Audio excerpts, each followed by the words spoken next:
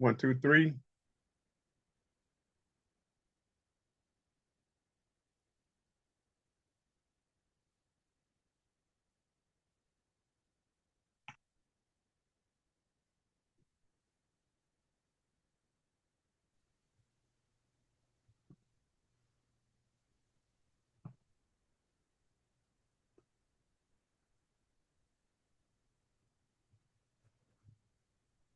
Hey, Hey, how you doing? all right, how you doing? Good, good. Can you hear me? Yeah, I hear you fine. Can you hear me? Yep, hear you fine. All right. Okay, let me start this. We don't even have to waste any time. Yeah, how you doing? But I should say, hey, George, how are you? Hey, I'm doing great. Good to see you, Chico, man. Oh, man. All right, man. Let me Yeah. make sure this is getting going. Okay, ladies and gentlemen, I am King George from WHPK 88.5, all that's jazz, and I have the pleasure to have Chico Freeman. I almost messed up. I do it all the time in the house today, and we want to talk about a whole lot of things jazz wise, especially the passing of his uncle. How are you doing today? I'm doing better. You know, Doing well. Where are you? I know you're out of the country. I'm in Switzerland. In Switzerland. So has that been like for the most of the spring, or just been there for a little while? No, I live here. Oh, I didn't know that.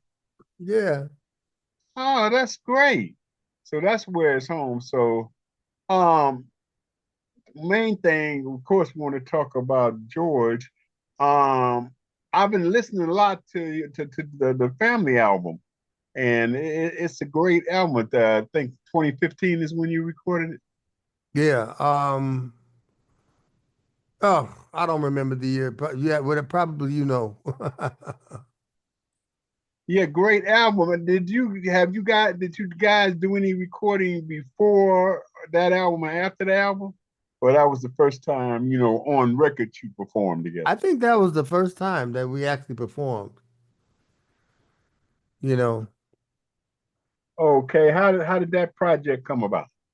Well, I don't know. He and I have been wanting to record, for a while. And okay, there. Sorry. It's okay. Yeah, just give me a second here. Yeah, Okay. I thought that camera was on, but okay. Oops. Yeah. Um, I wanted to record. We wanted to record before.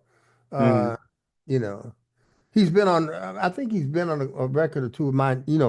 Years ago of mine, but Okay, not. like guest But spot or something. yeah, something like that. But this was the first one we did that. Where it's together. Was the project was he and I.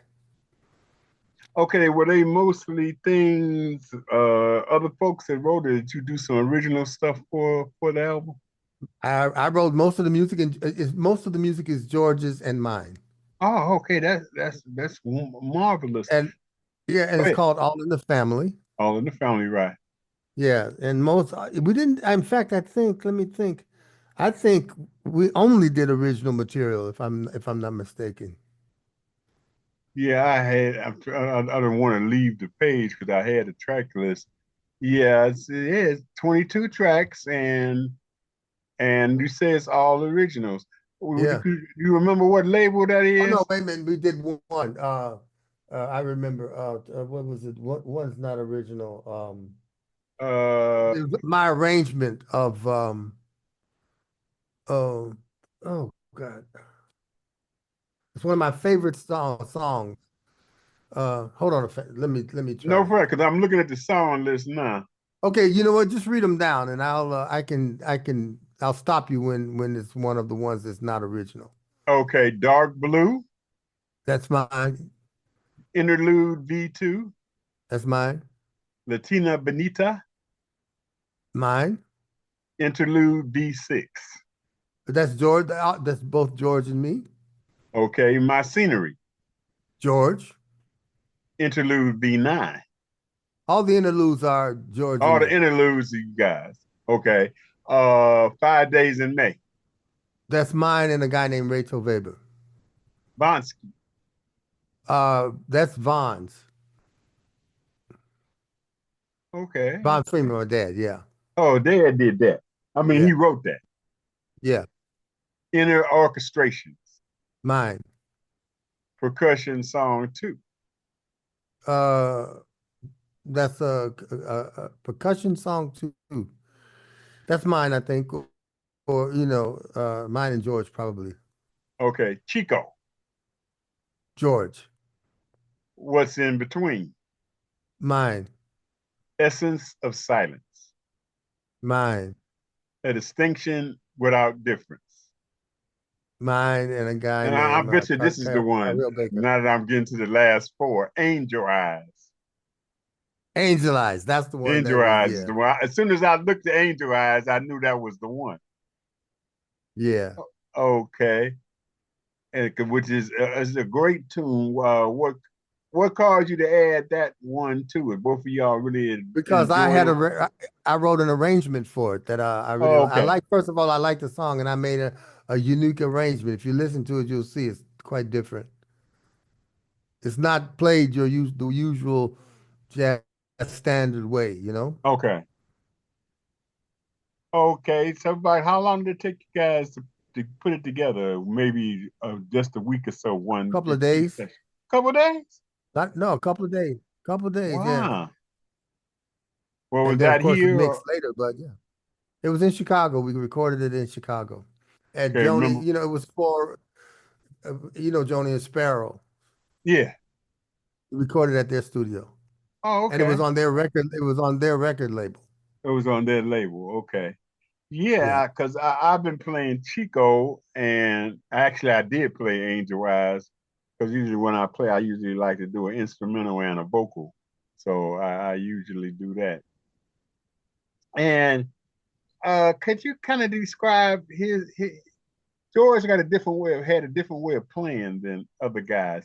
And somebody told me, I don't know if it was Tommy McCann or somebody else, said it's because his mom played the ukulele, and from playing the ukulele, that's how he kind of developed this style.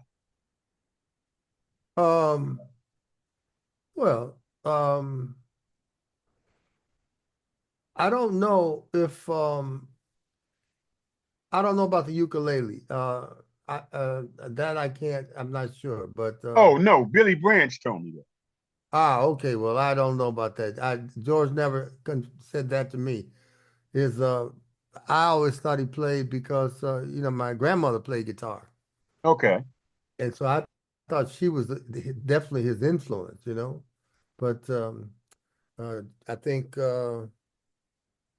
about the ukulele, I'm not sure. I can't comment on that. That may be Oh, true, that may not be true. okay, yeah. Because another thing I like about George, I mean, yeah, it is that I've heard him play blues. I've heard him play funk, of course, straight out jazz and stuff. He was so versatile. Uh, yeah. He's been a my father always said he was a natural. Oh, okay. And so, what I remember is when George was a teenager, about 14, 13 or 14, him and Johnny Griffin had a Oh, band wow. together. Yeah, had a band together, and the guys used to call them the baby band. Oh, wow. And they were so good that back then, they weren't old enough to play in clubs, Okay. but they were hired to play in clubs anyway Of course. because they were good. So him and Johnny go a long way back. And I don't know who else was in the band, but so he's been playing, and he's a natural. He just was a natural, and sometimes he played his guitar holding it straight up instead Right. of like that. So he did that, and he had it on his own way of doing things. Did he ever say why he did it that way? He just said he did it that way. Wow. So it just, like you said, naturally, that's how he played. Yeah. And again, like I'm saying again, he was so, I don't think it's a style. I hate genres and classifying and stuff, but defied genre because he could play anything. John who? Genre. You know, I'm probably saying it, saying the word wrong. You know, he wasn't just jazz. He wasn't just blues. He wasn't just because I've heard him be funky. So So what are you trying to say? genre. Genre. Oh, well, yeah, he played in a lot of different genres. I mean, he played jazz, he could play funk, he could play rock, he could play, a lot of stuff. He was very creative. He used to work with me. I was when I first joined the AACM, Okay. the Association for the Advancement of Creative Musicians. I used to do concerts with George, and he just played anything. No matter what you put in front of him, he was able to deal with it. And he was a big, I think he was a big influence on many people. This guy, Rachel Weber, I don't know if did you come down to the showcase the last time I was there? Yeah, because I remember because you had what is the brother's name that plays the different instrument? It's a percussion instrument. Yeah, percussion. His name is Rachel Weber. Yeah, because And I seen him in concert with somebody I went to go see about a month ago. So I remember you because I seen you at the jazz showcase with Chico. you didn't see Rachel because he lives here in Switzerland. So, I mean, you saw him when he was there with me, the percussionist. Okay, The but what percussionist is that you saw with me at the jazz showcase. right? What is the name of that instrument? Which one he plays an instrument called the hong, Hong. That's it. The Hong. and he plays well, he didn't play, he plays the hong, the djembe, and the gatam. The djembe is an African instrument. The gatam is an Indian instrument from India, and then of course he plays other instruments that you in the hong, which is his invention. Oh, okay. So he invented that instrument. Yeah. So he plays those three. That's what you saw him play in Chicago. But he plays a host of other. When we're touring over here and playing, he plays the African water drums.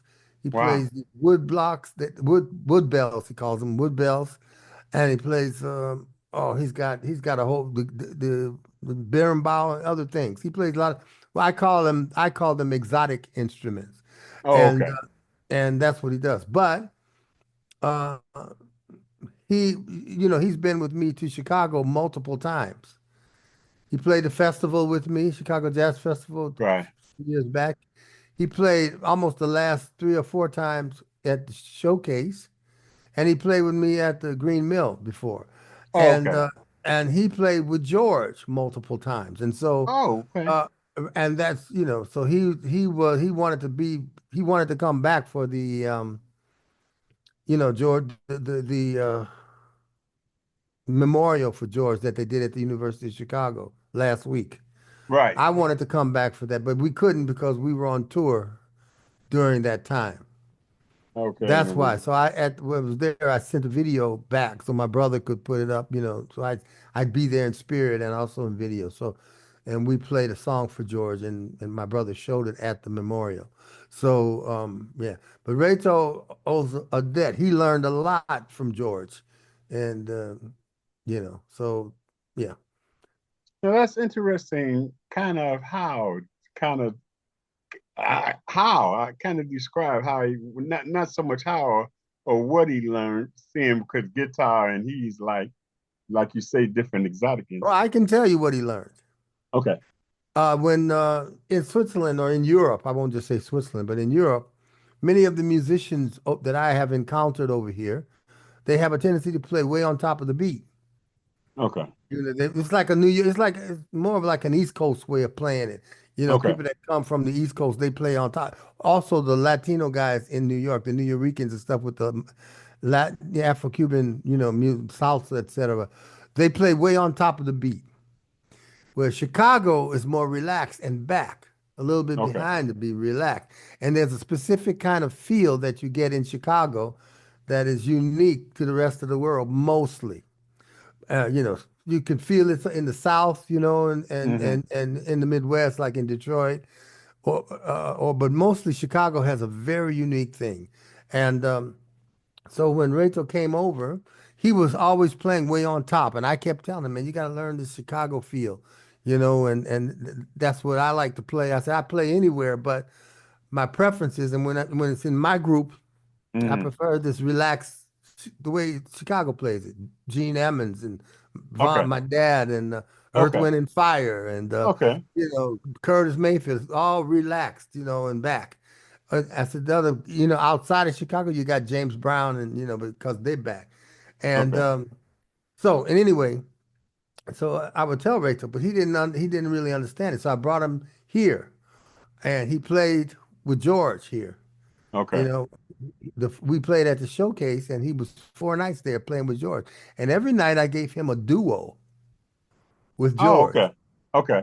And for 4 nights, he got into that feel, and George, I mean, sorry, Reto learned because the whole band I had were all Chicago musicians, Okay. and he had to relax. He learned that feel, and he became part of it. Became part of him, and then what he learned from playing with George and doing things with George, not only the duels that I had them do, but the other, just the whole experience. And it turned out that he completely he understood that feeling. He fell in love with it. So now, even back here in Switzerland, when we play together, he keeps that Chicago feel. Okay. So it just changed his whole feel of how he played, Changed his how he life. plays. It changed his life because not only about how he played, him and George became very close. Okay. They became very close during that time. They spent a lot of time together on and off the bandstand. Okay. Okay, and I never will. Again, I'm new. I'm not ashamed to admit it. Learning like different styles of jazz and stuff. So from coast to coast and from country, city to city, country to country, is a different feel of playing jazz. Well, yeah, I mean, yeah, absolutely. I think it's regional. Okay, East Coast guys, a lot of East Coast guys play very, like I said, on top of the beat. And if they're not careful, the tempos go faster and faster. They start at okay. one tempo, and then they end up by the time you're at the end of the song, the tempo has doubled up. Oh, okay, And sometimes unintentionally, they just do that. And that's kind of an East Coast thing. A lot of the musicians that I've documented that I learned that I saw that happen because in New York, if the musicians are from New York or heavily influenced by New York players, that tends to happen. They're not relaxed. Chicago has in the Midwest is more laid back and relaxed, and okay, the South too. People from the South, a lot of musicians. Ray Charles, that's a good okay, example. I played with him, and he's relaxed. His feel is back. And many of those people from the South, as you know, the first migration uh, came from the South to Chicago, even before right, New York. So the South went up through Chicago. They always called in Chicago the South and the North. okay, So that culture, those cultural identities, and that concept of playing in Chicago is like that. And then people went from Chicago to New York or the Midwest to New York and okay, later. And when you got to New York, I don't know a lot, but not everybody does that. For example, if Coltrane, who was from Philadelphia, not from Philadelphia, he lived in Philadelphia, but he was from North Carolina. okay, So if you listen to Coltrane play, he's relaxed. He plays relaxed and back because he's from the South. But a lot of the other well, not Elvin. Elvin's from Detroit, so he played back. So that's one reason Coltrane loved Elvin. Jimmy Garrison from the Midwest. So like that. McCoy was from Philadelphia, okay. but still he was. But the rest, But he had the Chicago style kind. well, he felt he was with Coltrane and with Elvin and Jimmy, so he adjusted. So, but I mean, many. I don't want to name certain guys, but let me just put it this way. I was doing the blues. There was a singer. I produced her record, and she was singing "Going to Chicago Blues." I'm going to Chicago. Yeah, Sorry, but I can't I take can't you. take you. Yeah, Yeah, and I hired all East Coast musicians. They were from New York or the East Coast, Philly, New York, around that area. And by the time we made the recording afterwards and it was okay, and then when I got in the studio to mix it, the tempo from the beginning to the end had gone faster. Okay. And I realized then that's when it really became clear to me that and these are well-known musicians and very good musicians, but that feel just came from that East Coast and tempos they And were it on just top of the beat. gradually went into that. Yeah, it just kept going faster and faster. And I tried to deal with it in Pro Tools, at the time, but that we was unable to, bring the tempos down with that. It didn't work because the tempos had gone too far fast, and they were on top. So that Chicago feel was just not there, and Okay. that's when I really started noticing the difference. And I'll tell you one other thing. Okay. There's a bass player that I used to be in one of my groups for a few years. He worked with me for, I don't know, 4 or 5 years, something like that. And I had actually hired another bass player. I won't tell you, I won't mention this. Well, Okay. actually, I'll tell you this. It was Lonnie Plack. I hired Lonnie, who's also from Chicago, but he was the musical director for Cassandra Wilson. Okay. Lonnie plays real. He also played with my dad back in the day, when he was living in Chicago. But then Lonnie had to cancel on me because Cassandra came up with a big tour, and he was a musical director, so he had to. I had to You had get to go with somebody her, else. yeah. So I got another bass player from Chicago. His name is Kenny Davis, and Kenny was in the band. And the first rehearsal, after the rehearsal, after everybody left, I said to Kenny, "Damn!" I said, "What happened to you, man?" And he said, "What do you mean?" I said, "You playing so way on top." I said, "You forgot you from Chicago?" I mean, what, like this. And he said, "Damn, man, I've been in New York too long." Because Wow. him being there and had to play with a lot of different people, he had to adjust and do what those band leaders wanted and what they were looking for. And he said, "Yeah." I said, "Okay." I told him, I said, "Okay, Kenny, I'm from Chicago, like you, and I want to go back home with the way we do Okay. this." And he did. He got he shook his head and got himself back because he was a great musician. He needed to just remember what was. His Anyway, he did roots. what Yeah. he did what I asked, and he was back comfortable being who he was and where he came from. So that was another. Those were two other opportunities that gave me that confirmed what I was beginning to see about that. And later on, I had multiple, uh, instances where I recognized the difference. And I thought about that. And then I realized it's natural with the people from Chicago to play that way.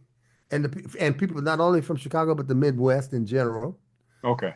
I find that. And even, and the South, you know, in general. Now, You is know, it a difference when you go to the West Coast? they're relaxed too, but a different feel because the West Coast with the sun, I don't know, it's got a lighter feeling, but still much relaxed, you know? Ornette Coleman and Charlie Hayden and people like, Okay. that like Arthur Blythe, he's another one, plays so back and relaxed and could play the blues, play the blues with a feeling that just is bluesy Right. because, Right. the blues is not up top. When you listen to Junior Wells and Buddy Guy and the blues guys in Chicago and they're relaxed in the South, yeah, everybody's cool, Right. They laid back. They chill, mellow. mellow, yeah. And same thing in the West Coast, but it's a little difference in the attitude about it, but it's still relaxed. Okay. Yeah. So, do I guess it depends on the coast, or does it really matter? I guess it depends on who's the band leader on what style you prefer, doing in the show. Well, in some band, I guess some people don't. It varies on with the band leader. I mean, in Europe, it's definitely culture. It's also another thing that I found that the people that who it is that you listen to, or some people listen to, Hmm. and in Europe, they listen to a lot of the originals, but they also listen to other people that are culturally come from a different cultural perspective. You know, like back in the day, I don't want to bring it into a heavily racial thing, but Well, I um, understand. the white players, a lot of them, you know.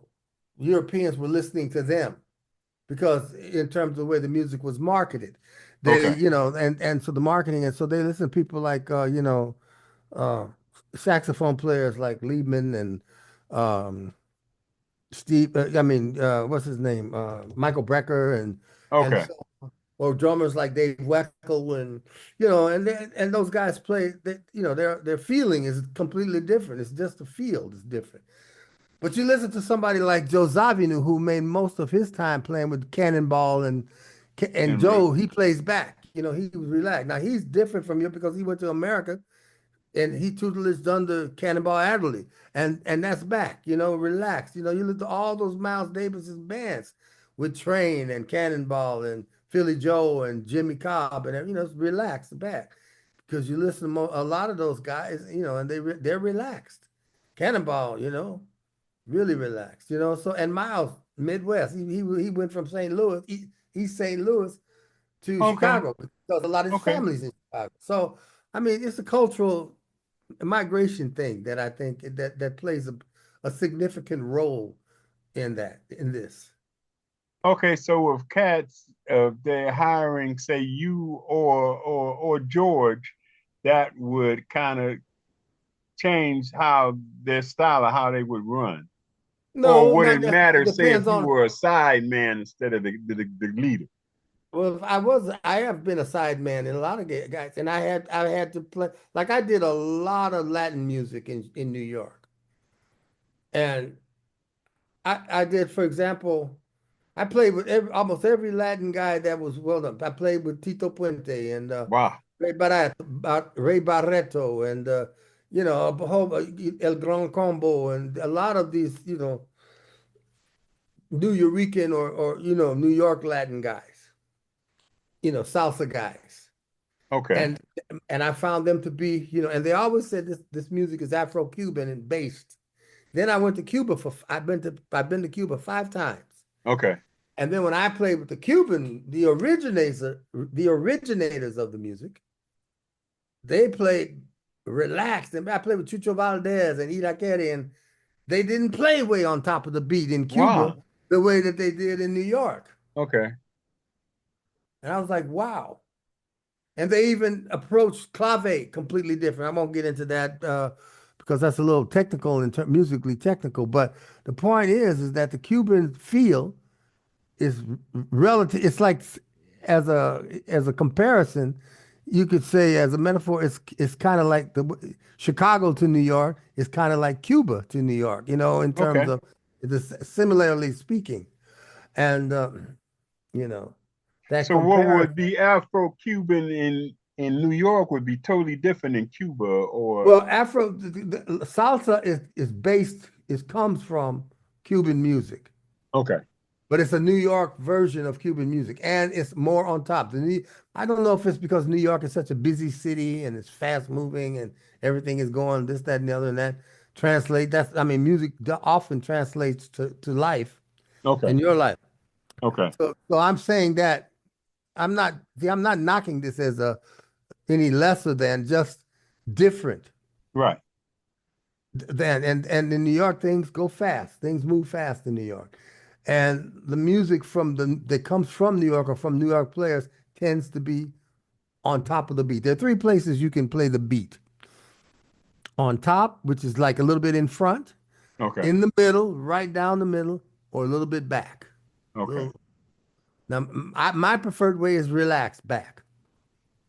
If you listen to, there was a study done, and they said something like 90 or 98% of all the hits in any genre of music, people play on the backside of the beat or Okay. relax.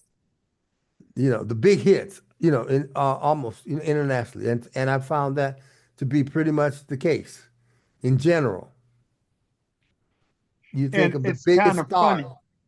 It's kind and I recently, I don't know if it's in Switzerland yet. I've seen the movie Sinners, I and haven't, I haven't seen it yet. I know about it, but I haven't seen it yet. it's a lot. It's a few scenes where he's playing the blues, but while he's playing the blues, different style of folks come within the song while they're playing. Like you'll see a Hendrix type of guy, you'll see a Chinese type of person, but all their music is stemming from the blues. If they and then they had like jazz cats, they had a DJ that was playing, but it was all stemming from one. As they did that song, it kind of featured every genre of music, and that was amazing to me, and it let me know where most music come from.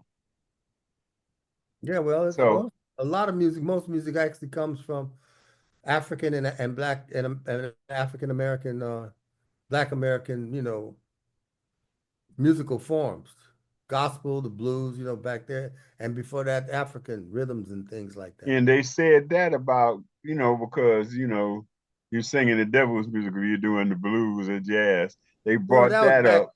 Yeah, They yeah. did, but they brought that up. But then they also said they're basically the same. They're basically the same. It's just my thing is I've always said this, and I got to hurry up because I want to end on George, and they said I got 8 minutes. But my thing is gospel is the music is saying I I I got to where I am. I'm doing what I'm doing because of God. Whereas blues says because of a woman or a person or a circumstance, I got to this.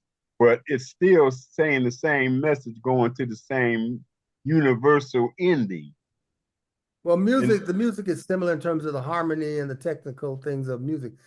What change. It's the text that changes, the lyrics. okay, That's the biggest difference.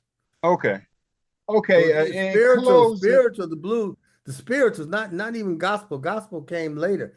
okay, Spirituals had multifunction.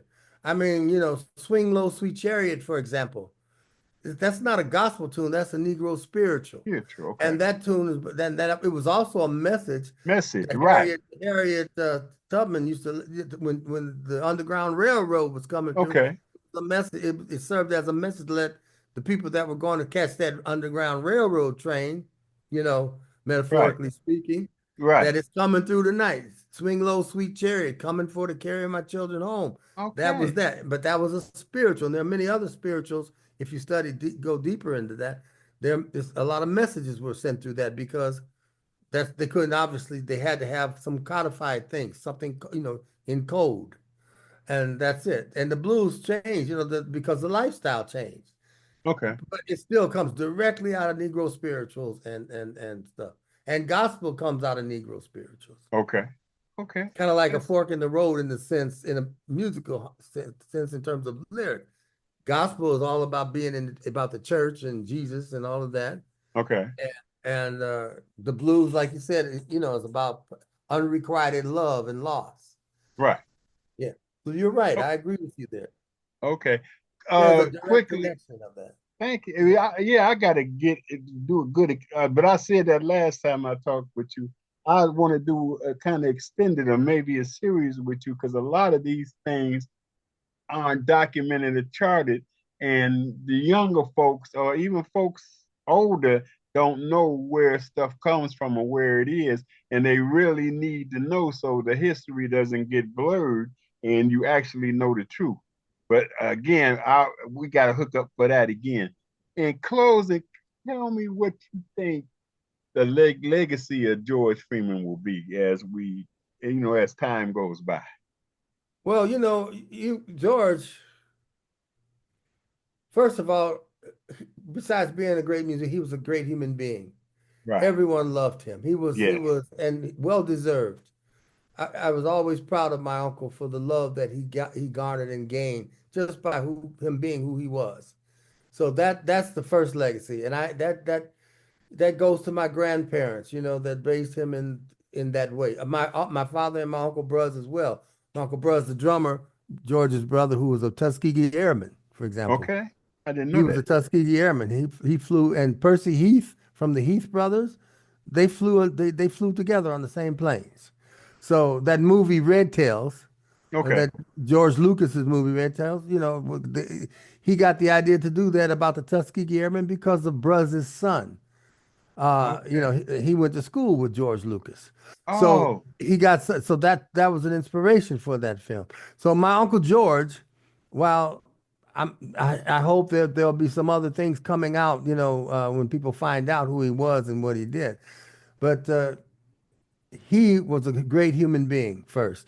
He was a great musician, a natural musician. So, you know, so his legacy, I think I'm part of his legacy. I'm okay. part of my dad's legacy. I'm part of my whole family's legacy. Okay. And my brother too. My brother who's not a professional musician, but he was my dad used to always say my brother Mark was also a natural musician like Okay. George. Okay. You know, myself and my father and brother chose to study the music hard. George studied too, but it came easier for him. You know, he just naturally had it. Okay. So, and if you think about all the people that loved uh, George from Chicago and the people he came in New York and California, because he lived both for a time in New York and both for a time in Oakland, California. Okay. There are things we don't have time for me to go into a lot, like Eddie Moore, this great drummer who's long Wow. since passed away. Eddie, who also played with Sonny Rollins, and he was him and George were great friends. When I went to New York, I lived with Eddie for a little while, and he helped me out because of my Uncle George. So, you know, there are a lot of instances and things I can talk to you about that. So I think right now that's the biggest thing. Him playing with Gene. Oh, wow.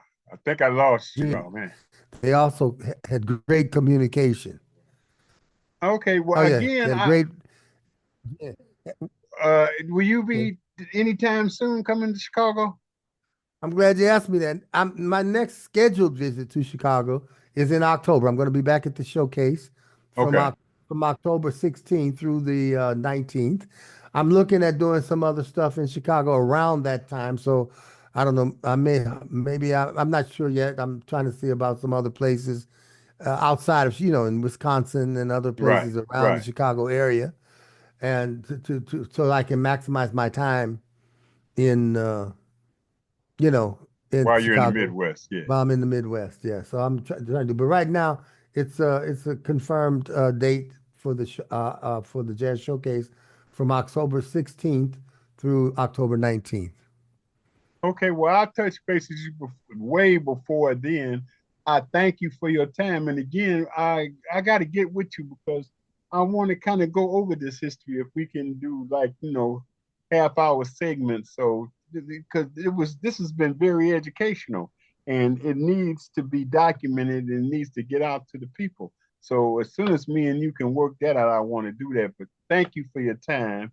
And I love you. I love your playing. I love your family, man. And I will talk to you soon. My pleasure, and Uh, I'm happy to work with you. Okay. Thank you, Chico. All right.